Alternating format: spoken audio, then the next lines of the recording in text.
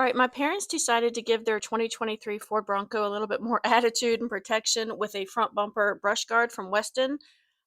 Because let's be real, every Bronco deserves to look extra tough, right? But anyway, this thing is supposed to be a direct bolt-on install using factory holes and bolts, so it sounded pretty easy.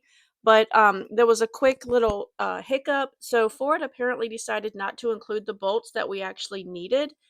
They don't put them on the Broncos anymore, it seems. So if you're planning to install one of these, definitely double check your parts first before you get going on everything, because you might be brought to a halt while you wait for those bolts to be ordered or to find them. So, but once we got our hands on the missing bolts, it was smooth sailing. The guard lines up perfectly with the factory bumper, and the 2-inch tubing gives it that like beefy, rugged look. So it is winch friendly. So if you're ever stuck, you're definitely covered if you want to put a winch in there.